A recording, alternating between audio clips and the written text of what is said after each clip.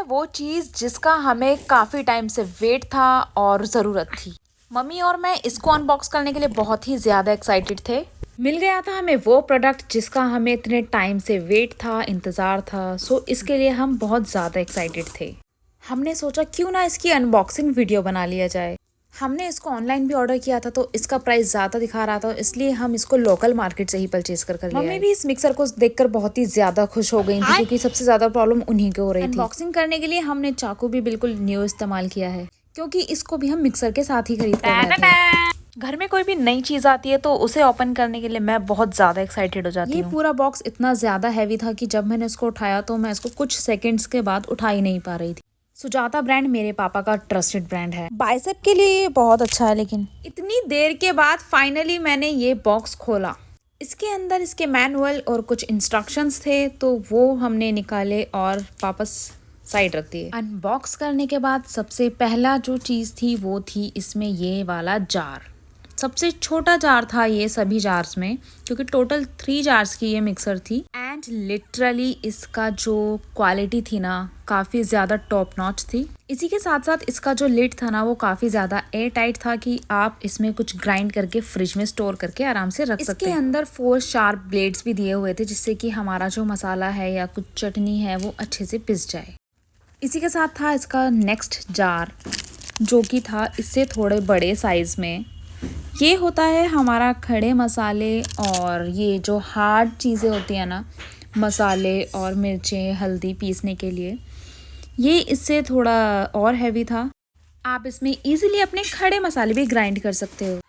अंदर से भी इसका जो एरिया था वो काफ़ी इजी टू क्लीन था क्योंकि इसमें शार्प कॉर्नर्स नहीं थे जिसमें डस्ट अटक जाए या फिर हमारा खाने का कोई पार्टिकल अटक जाए।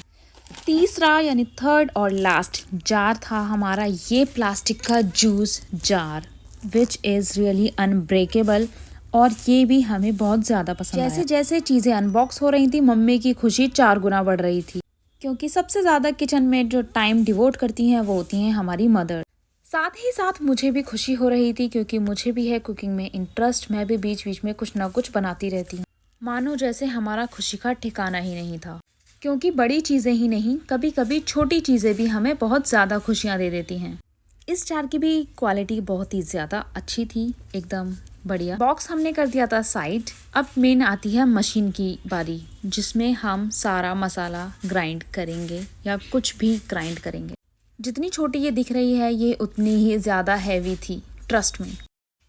फ्रंट पर जो ये बटन दिया हुआ था बहुत ही ज़्यादा स्मूथली मूव हो रहा था। पिछले कई सालों से हमने वाइट वाली मिक्सर ही यूज़ किया था तो इसलिए हमने सोचा क्यों ना इस बार ब्लैक ही लिया जाए। ब्लैक कलर सभी की रजामंदी से आया था। मेरा भाई, पापा, मम्मी और मैं और मेरी बहन, हम लोग 1 बाय 1 एक एक जार इसमें अटैच कर देख रहे थे। ये वाली मिक्सर तो मानो हमारे दिल को भा ही गई।